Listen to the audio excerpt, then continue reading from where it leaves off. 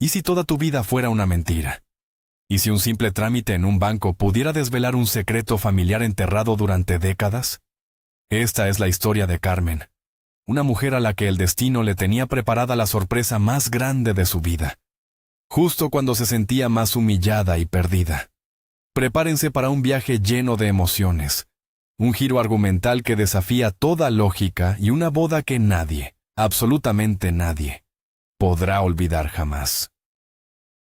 Carmen vivía en el barrio madrileño de Vallecas. Cada día era una lucha. Como madre soltera, había sacado adelante a su hijo Javier a base de limpiar oficinas de madrugada y fregar platos los fines de semana. Su orgullo era Javier, un chico brillante que estaba a punto de casarse con Sofía, una joven de buena familia. Pero esa buena familia era también su mayor pesadilla.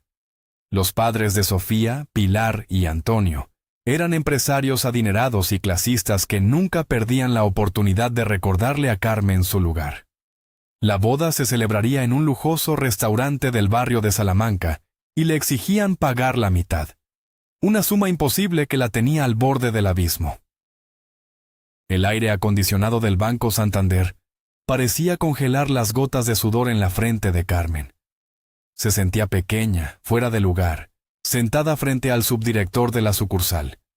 El hombre, con un traje impecable, la miraba por encima de sus gafas de montura fina, sus papeles, su nómina de limpiadora, su contrato de media jornada, estaban esparcidos sobre la mesa de caoba como pruebas de un delito. Tras un silencio que se estiró como un chicle, el hombre negó con la cabeza. Lo siento, señora García. Sus ingresos son insuficientes. No podemos aprobarle un préstamo de esa cuantía. La palabra insuficientes resonó en su cabeza como un martillazo. Era la palabra que definía su vida. Insuficiente para un vestido decente, insuficiente para la boda de su único hijo, insuficiente para la familia de su nuera. Se levantó, sintiendo cómo el rubor de la vergüenza le subía por el cuello, y murmuró un «gracias», que nadie escuchó. Justo cuando Carmen llegaba a la puerta, la voz del subdirector la detuvo. «Espere un momento, por favor». Ella se giró, esperando otra frase condescendiente. Pero el hombre tenía una expresión extraña, una mezcla de curiosidad y desconcierto. «Perdone mi atrevimiento», comenzó, acercándose a ella con una tableta en la mano. «Es solo que... su rostro me resulta increíblemente familiar».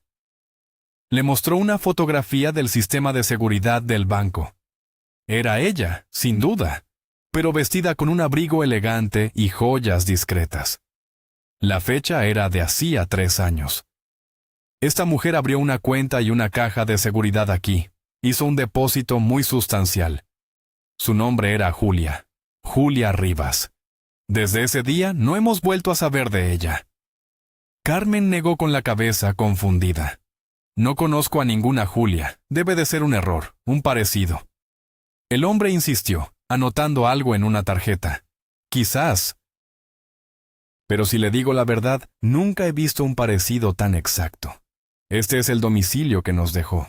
Quizás, no sé, quizás sea una pariente lejana. Carmen salió del banco con la tarjeta en la mano y el corazón latiendo desbocado. La dirección no era de un piso en Vallecas o Usera, era de La Moraleja, la exclusiva urbanización a las afueras de Madrid. ¿Una pariente rica? Imposible. Ella era huérfana. Su madre adoptiva, Irene, una mujer humilde y bondadosa que trabajaba como cuidadora en un orfanato, había muerto hacía muchos años. Nunca le habló de más familia. Era un disparate, una pérdida de tiempo.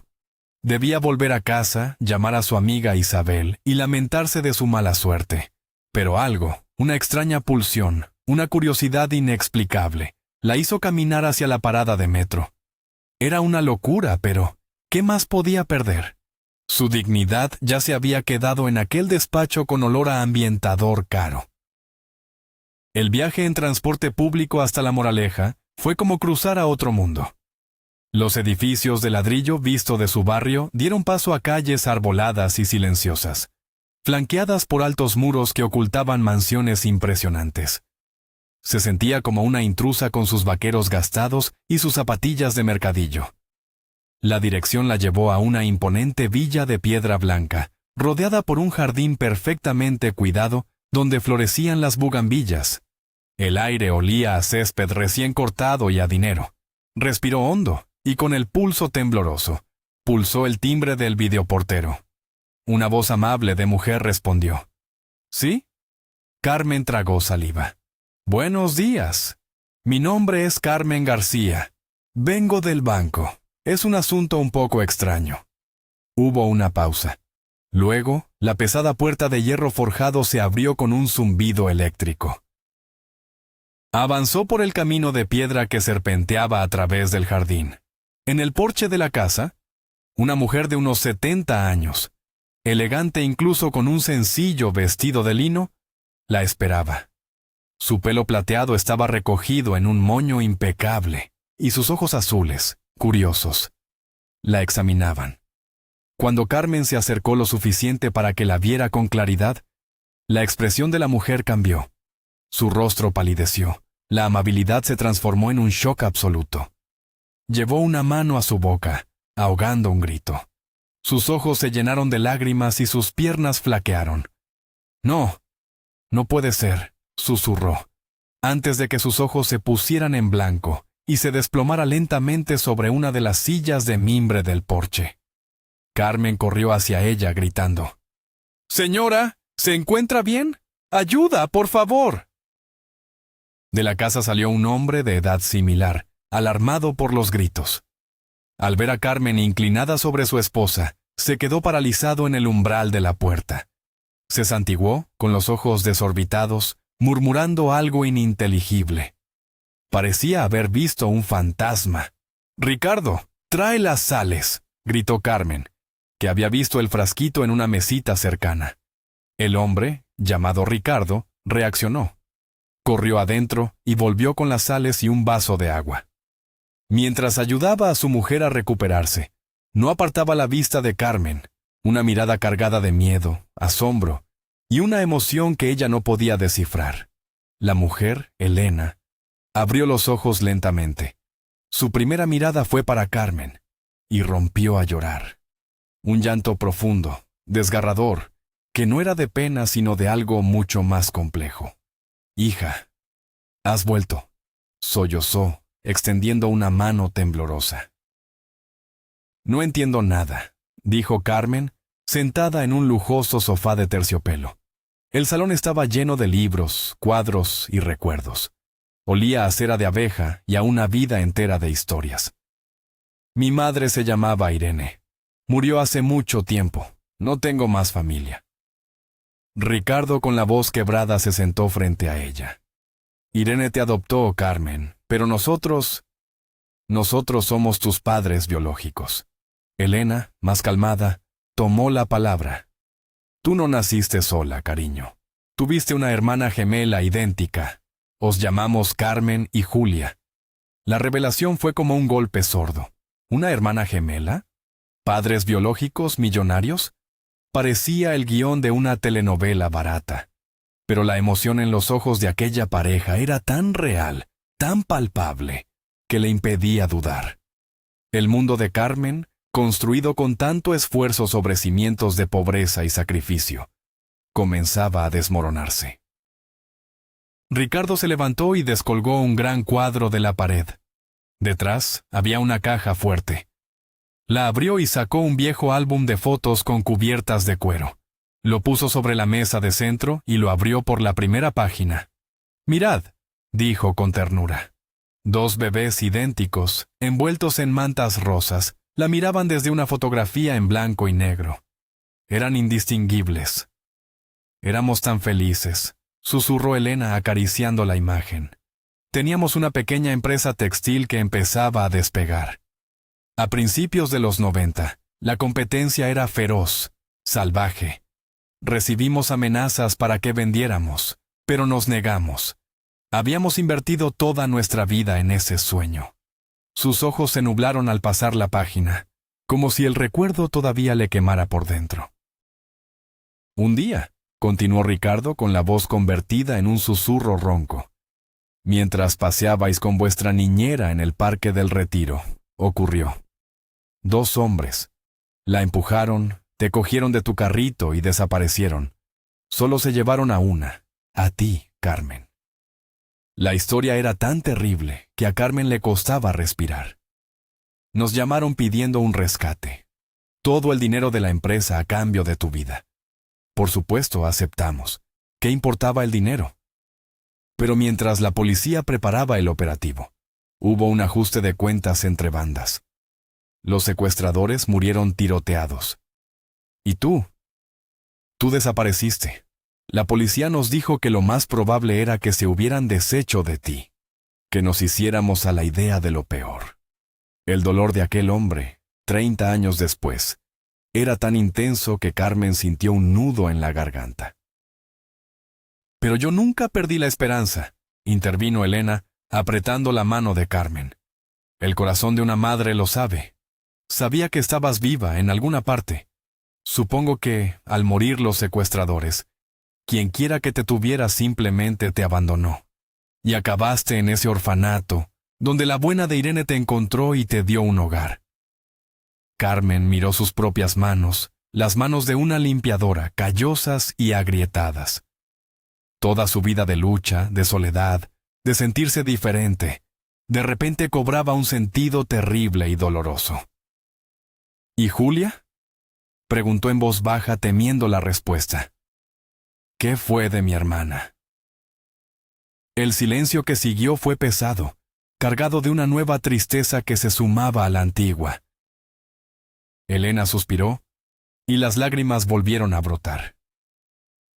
Julia creció rodeada de todo, pero marcada por tu ausencia. Siempre sintió que le faltaba una parte de sí misma. Se volvió rebelde, difícil. En la universidad conoció a un hombre, un estafador. Nos dimos cuenta enseguida, pero ella estaba cegada. Se escapó con él, y para hacerlo, se llevó una importante suma de dinero y las joyas de la abuela. Rompió nuestros corazones. La historia de Julia era el reverso tenebroso de la suya.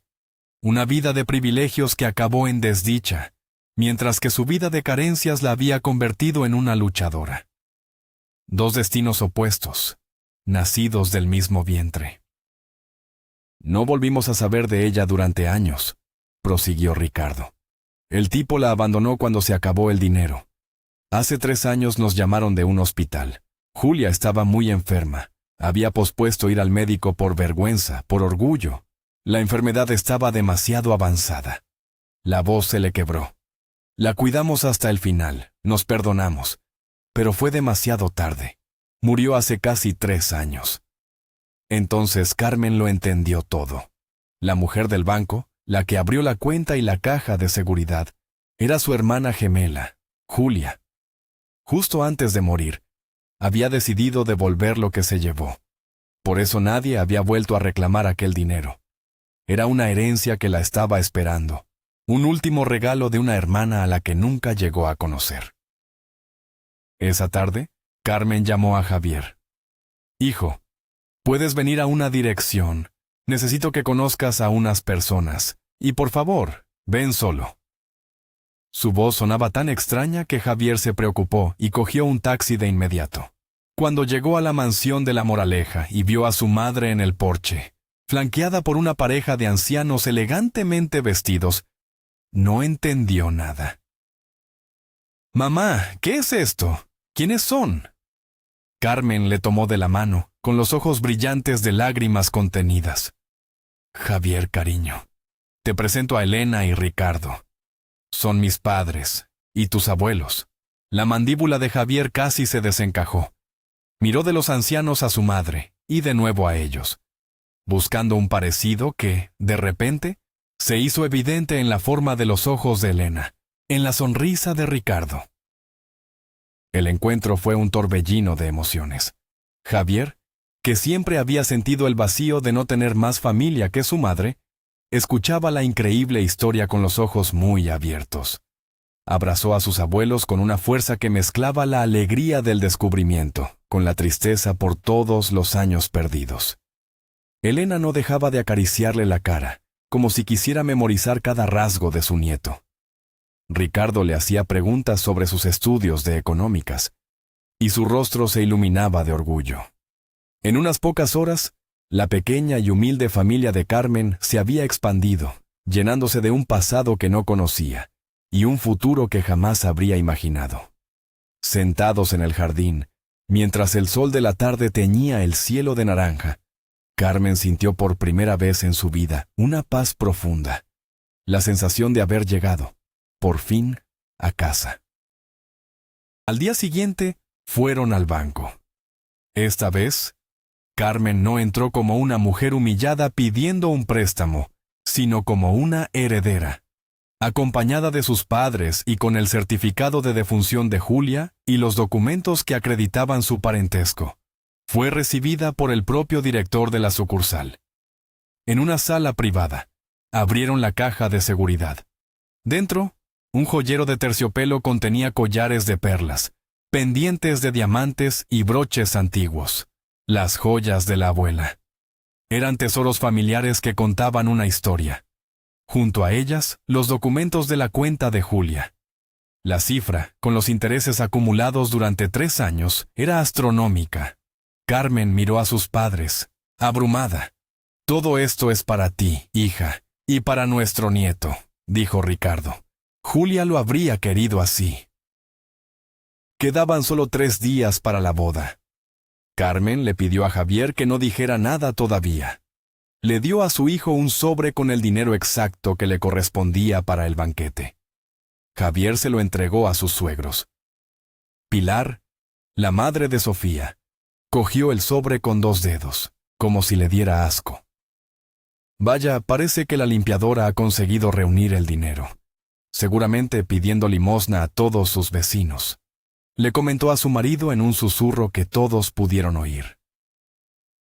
«Me pregunto qué se pondrá para la boda. Un vestido de mercadillo con lentejuelas de plástico. Qué vergüenza para nuestra familia». Lo que no sabía era que Carmen, en ese mismo momento, estaba en una de las boutiques más exclusivas de la calle Serrano, con su madre Elena, eligiendo un vestido que costaba más que el coche de Pilar. La transformación de Carmen fue espectacular. El vestido que eligió era de un elegante color lavanda, de seda, con una caída impecable que estilizaba su figura, cansada de tanto trabajo. Se compró unos zapatos de tacón alto que la hacían parecer más alta y segura. El día de la boda, fue a un salón de belleza por primera vez en su vida. Le hicieron un corte de pelo moderno, mechas discretas que iluminaban su rostro y un maquillaje profesional que resaltaba sus ojos azules. Cuando se miró al espejo, no reconoció a la mujer que le devolvía la mirada. No era la limpiadora invisible y agotada. Era una mujer radiante, serena, una reina consciente de su valor. Por primera vez, no se sentía insuficiente. El restaurante del barrio de Salamanca era un derroche de lujo. Candelabros de cristal, flores exóticas y camareros con pajarita. Los invitados, todos amigos y socios de la familia de la novia, desprendían un aire de superioridad. Pilar y Antonio recibían a los invitados como si fueran los reyes de España, pavoneándose con sus carísimas y ostentosas vestimentas. Pilar llevaba un vestido dorado tan ceñido que apenas podía respirar, y tantas joyas que parecía un árbol de Navidad. ¿Ha llegado ya la madre de Javier?, preguntaba un invitado. Pilar torció el gesto. «Estará al llegar. Esperemos que al menos se haya duchado». Las risas ahogadas que siguieron fueron como cuchillos. Entonces, las puertas del salón se abrieron, y entró Carmen. El murmullo de las conversaciones se apagó de golpe. Todas las cabezas se giraron. El silencio fue total, denso. No la reconocieron al principio. Vieron a una mujer espectacular, de una elegancia innata, que caminaba con una calma y una seguridad que imponían respeto. Javier y Sofía sonrieron cómplices. Los ojos de Pilar se abrieron como platos. Su mandíbula se aflojó y el color abandonó su rostro. No podía ser. Aquella mujer deslumbrante no podía ser la pobretona que ella tanto había despreciado. Sintió una punzada de pánico y envidia. El centro de atención, que debía ser ella, de repente se había desplazado, y la rabia empezó a bullir en su interior. Carmen se acercó a los novios y los abrazó con ternura. «Estáis preciosos, hijos míos», susurró. Luego se dirigió a sus consuegros. Con una sonrisa serena que desarmaba, extendió la mano. «Pilar, Antonio, felicidades. Es un día maravilloso para todos». Pilar, tratando de recuperar la compostura, soltó una risa forzada. «Carmen, qué sorpresa. ¿Te ha tocado la lotería? ¿O has atracado un banco?» La vulgaridad de su comentario solo sirvió para dejarla en evidencia. Carmen no perdió la sonrisa. «Algo mucho mejor, Pilar. Digamos que he encontrado a mi familia». Sin añadir nada más, se alejó con elegancia, dejando a Pilar con la palabra en la boca, furiosa y completamente descolocada ante la mirada de todos los invitados. Tras el primer plato, Carmen se levantó y se dirigió al pequeño escenario donde estaba el micrófono para los discursos. El silencio volvió a reinar en la sala. «Queridos Javier y Sofía», comenzó, con la voz clara y firme, «quiero desearos toda la felicidad del mundo. Como muchos sabéis, he criado a mi hijo sola, con mucho esfuerzo, trabajando sin descanso para que no le faltara nada y pudiera estudiar. Nunca me he avergonzado de fregar suelos o lavar platos para darle un futuro». Miró a Pilar, que la fulminaba con la mirada. «Pero la vida, a veces, te sorprende. Hace unos días descubrí que mi vida no era como yo pensaba. Descubrí que no estaba sola. Hoy, quiero presentaros a mi familia, a mis padres, Elena y Ricardo Rivas». Señaló la mesa donde sus padres, sonrientes, se levantaron para saludar. Un murmullo de asombro recorrió el salón. El apellido Rivas, el del Imperio Textil, era de sobra conocido en esos círculos. Pilar sintió que el suelo se abría bajo sus pies. ¿Los Rivas? ¿La madre de su yerno era hija de los legendarios Rivas? La humillación fue tan intensa que casi se marea. Carmen continuó. «Mis padres me han dado el regalo más grande, una familia, pero también me han entregado una herencia que me dejó mi hermana Julia, a la que por desgracia no pude conocer. Un dinero y unas joyas familiares que hoy quiero entregaros a vosotros, mis hijos». Hizo una seña. Un asistente del restaurante se acercó a la mesa de los novios con un cofre antiguo y las llaves de un coche. «Para que compréis vuestro propio piso y no tengáis que aguantar a parientes venenosos. Y para que empieces tu camino, hijo. Recordad siempre que lo más importante no es el dinero, sino el respeto y el amor». El salón estalló en un aplauso atronador. La fiesta se reanudó, pero el ambiente había cambiado. Nadie le hacía caso a Pilar. Todos querían hablar con Carmen, con los Rivas. Pilar y Antonio estaban aislados en su mesa, humillados. Más tarde, ebria de champán y despecho, Pilar se acercó a Carmen. «Tu hijo es un buen chico», balbuceó, tratando de congraciarse. «Siempre lo he dicho, un yerno estupendo». Carmen la miró con una mezcla de pena y firmeza. «Pilar, ayer mi hijo era un muerto de hambre para ti. A diferencia de otros, para mí el dinero no lo es todo. Espero que algún día aprendas a ver el valor de las personas, no el de sus cuentas bancarias». La dejó sin palabras. El resto de la noche, Pilar no volvió a abrir la boca. Durante el baile, un hombre de aspecto afable se acercó a Carmen. «Perdone, soy Mateo, el dueño de la floristería que ha decorado el evento. Quería decirle que es usted la mujer más elegante de la sala. ¿Me concede este baile?». Carmen, que no bailaba con un hombre desde hacía más de 20 años, se sonrojó y aceptó. Mateo era viudo, amable, y la miraba con una admiración sincera que la hizo sentir especial. Bailaron, hablaron y rieron. Había una conexión inmediata, una sensación de comodidad que Carmen no había sentido nunca. Por primera vez en mucho tiempo. No era solo la madre de Javier o la hija de los Rivas. Era, simplemente, Carmen. y se sentía maravillosamente bien. Al final de la noche, cuando los invitados se habían ido, Mateo se ofreció a acompañarla a casa. «Es tarde, y me encantaría seguir hablando con usted». Pasearon por las calles silenciosas de Madrid, bajo la luz ambarina de las farolas. La ciudad, de noche, tenía una magia especial que Carmen, en sus idas y venidas del trabajo, nunca había tenido tiempo de apreciar. Hablaron de sus vidas, de sus soledades, de sus pequeñas alegrías. Cerca del Palacio Real, Mateo se detuvo. «Carmen», dijo con la voz suave, «hoy he visto cómo florecía una rosa en medio de un jardín, y esa rosa era usted». Se inclinó y la besó. Fue un beso tierno, respetuoso, que despertó en Carmen emociones que creía dormidas para siempre. Esa noche, un nuevo capítulo de su vida acababa de empezar. 6 meses después, la vida de Carmen era irreconocible. Se había mudado con Mateo a su acogedor piso cerca del Parque del Retiro. Había aprendido a disfrutar de las pequeñas cosas, despertarse sin la angustia del despertador, leer un libro en el sofá, cocinar por placer y no por obligación. Su relación con Mateo era un remanso de paz y cariño. Había encontrado no solo el amor romántico, sino a un compañero de vida. Sus padres, Elena y Ricardo, disfrutaban de su nueva familia, y Javier y Sofía vivían felices en su nuevo apartamento, lejos de la tóxica influencia de Pilar. La felicidad, después de una vida de lucha, se había instalado en su día a día de una forma natural y serena. Un martes por la mañana, Carmen se encontró con Sofía en la sala de espera de una consulta ginecológica. «Carmen, ¡qué coincidencia!», exclamó la joven. Se abrazaron. «Vengo a confirmar algo.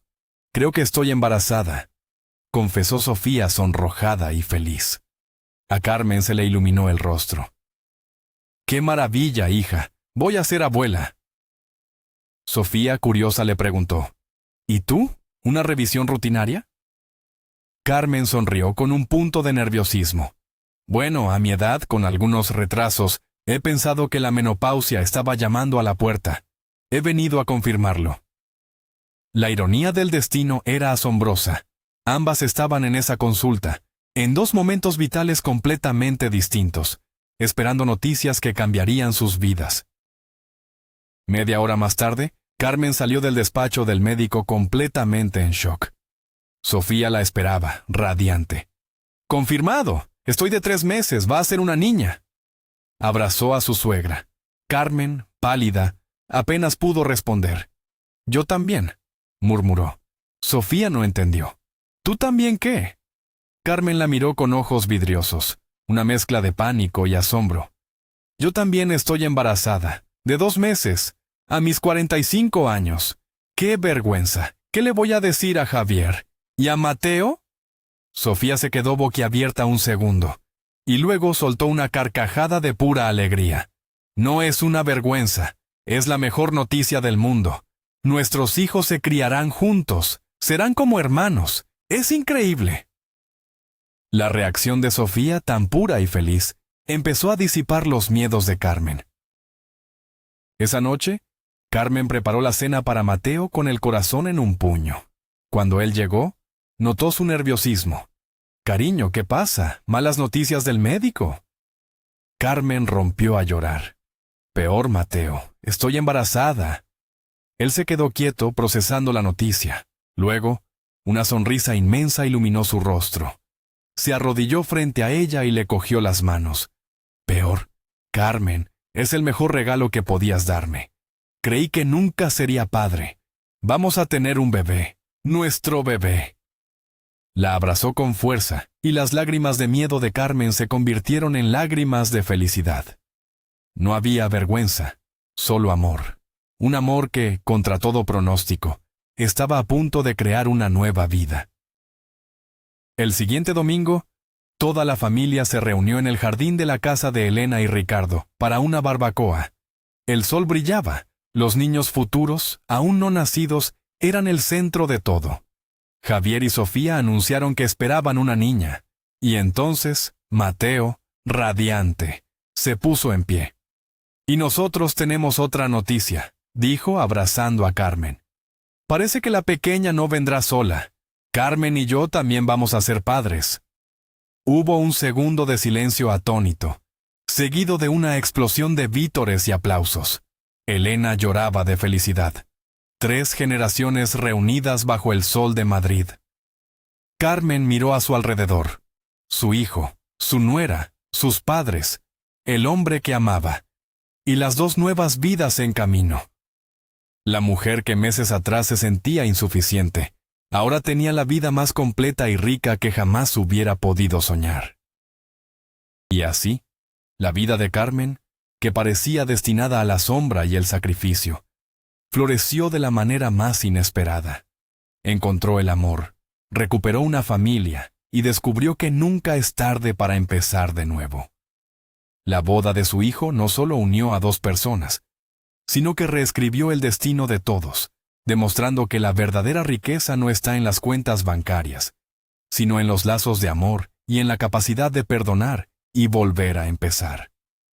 Gracias por acompañarnos en esta increíble historia. Si te ha emocionado, no olvides darle a me gusta, suscribirte al canal y dejarnos un comentario. Nos encantaría saber qué piensas. ¿Crees en las segundas oportunidades que da el destino?